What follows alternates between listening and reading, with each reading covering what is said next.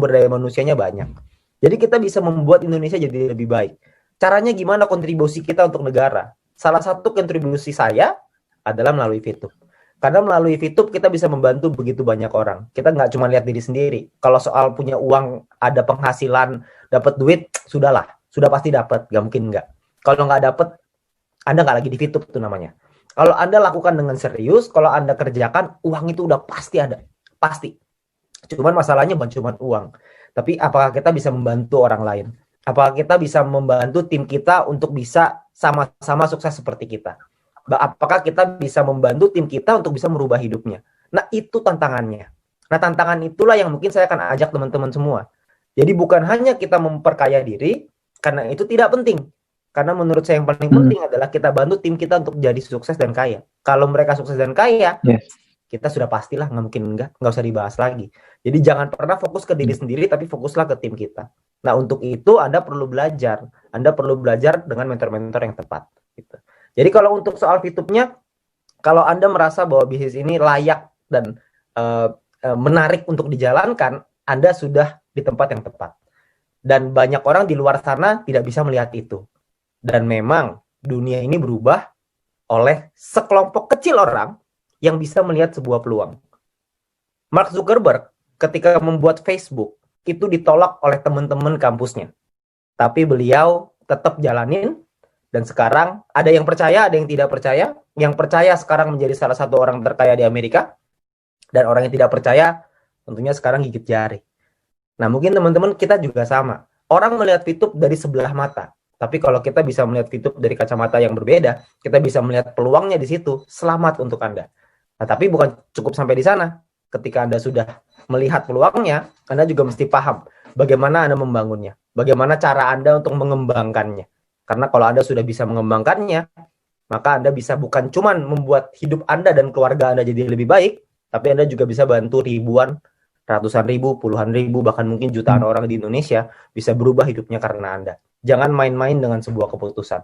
Karena keputusan yang saya ambil beberapa bulan yang lalu, ternyata berubah menjadi berkat bagi begitu banyak orang. Saya juga nggak nyangka. Dan mungkin Anda juga tidak nyangka sekarang. Sekarang Anda tidak lihat, tapi Anda lihat 5 bulan lagi, 6 bulan lagi, tahun depan, Anda akan menjadi dampak buat bukan cuma keluarga Anda, tapi banyak orang di Indonesia. Ini kenapa TV-TV nasional nggak mengekspos? Adakah clue kapan e-commerce keluar? Oke. Gojek, Grab, Uber disebut TV nasional, VTube kok tidak? Oke, Gojek, Grab, dan Uber disebut di TV nasional sekarang, bukan ketika dia bangun. Ketika Gojek tahun 2015 nggak ada Pak di TV. Itu boro-boro di TV, di SMS mungkin ada. Tapi kalau di TV kayaknya nggak ada. Kalau misalkan sekarang tentu saja gitu. Tapi kita lihat VTube 5 tahun lagi, jangankan di TV Pak, di bioskop juga ada mungkin nanti. Ya, kalau misalkan iPhone kapan bisa daftar? Nah, iPhone ini juga satu kendala ya, karena iOS-nya sulit untuk di-adapt dengan aplikasi kita. Jadi nanti sudah disiapkan solusinya, tapi lagi dalam proses. Terus kalau untuk tadi e-commerce, e-commerce ini problemnya adalah di perizinan. Sekali lagi, ini model bisnis kita ini terlalu, kalau bahasa Yamaha selangkah ke depan, tapi ini kayaknya beberapa langkah ke depan gitu ya. Ini terlalu depan nih, sampai sulit untuk kita jelasinnya aja, bikin mudengnya aja susah gitu. Jadi kita perlu waktu. Jadi mungkin prediksinya mungkin tahun depan kayaknya deh. Ya, karena kita butuh dari manajemen sih lebih tepatnya ya. Manajemen negosiasi dan penjelasannya itu butuh lebih lengkap.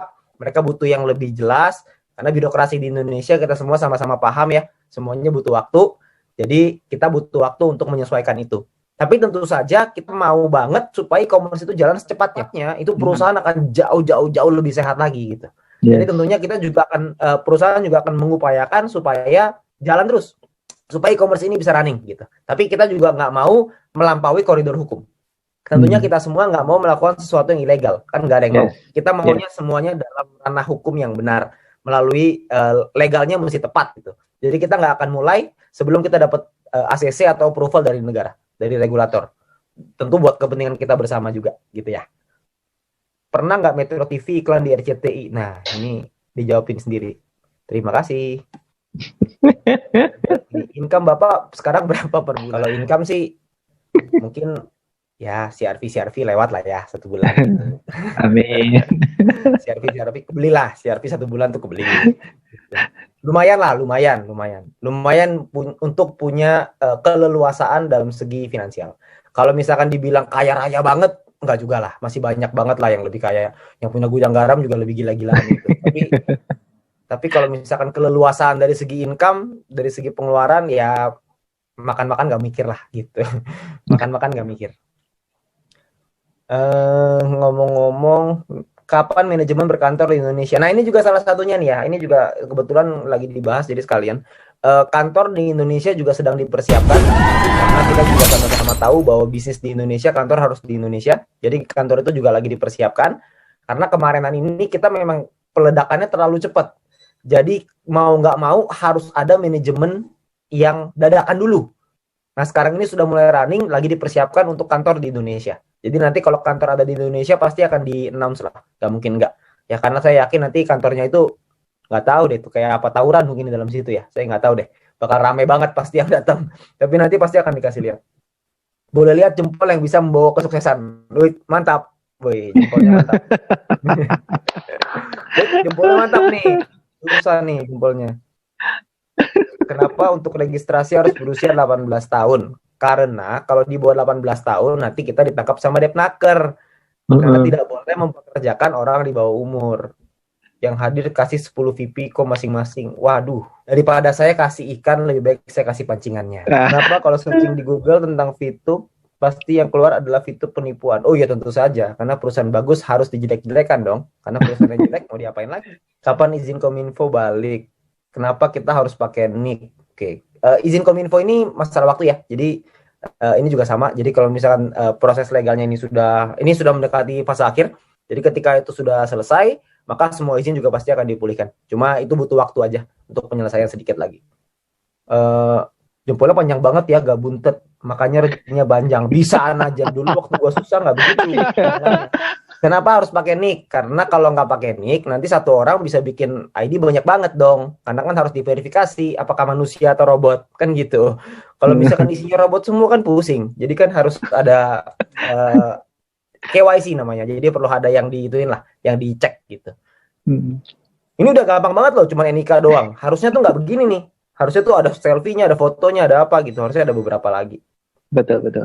Berarti Vito masih di R&D terus ya? Oh itu tentu saja jelas. Karena yang namanya bisnis, kalau misalkan tidak bertumbuh terus, maka bisnis itu akan mati. Seperti contoh, kita ambil contoh paling gampang. Bluebird sama Gojek.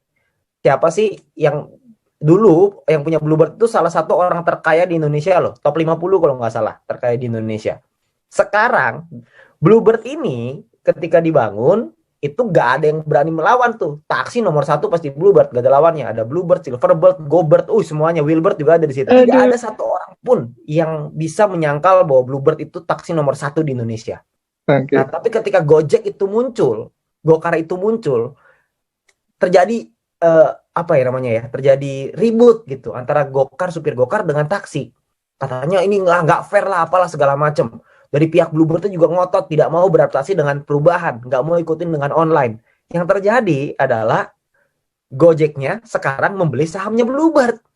Jadi yang tadinya kompetitor, Bluebird tadinya di atas, sekarang Bluebird mau nggak mau bekerja sama dengan Gojek gitu. Jadi namanya bisnis harus terus berubah. Begitu juga dengan Vito, pasti akan ada perubahan. Kalau Anda tanya akan berubah atau enggak, dijamin pasti akan berubah. Karena kalau nggak berubah, kita akan punah. Yes. Jadi mau nggak mau harus seperti itu. Bapak sendiri menjalankan misi dengan modal 0,3 apa fast track? Ya tentu saja 0,3 Bapak. Zaman saya pertama kali bergabung, EC aja tidak dibuka. Tidak ada EC, mau beli sama Sopo. Tentu saja pakai gratis, mau pakai apa lagi? Dulu 0,3 tuh seru sekali loh. Betul. Kita nunggu loh berbulan-bulan supaya dapat 0,3.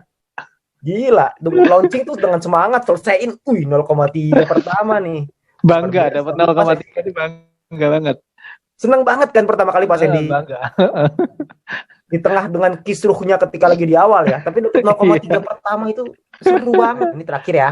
Kalau dapat calon VTuber yang kritis dan pernah telepon pihak OJK dan dapat info VTube termasuk entitas kali ini maksudnya ya. Entitas yang masih proses penarikan izin, itu kita gimana jawabnya Pak?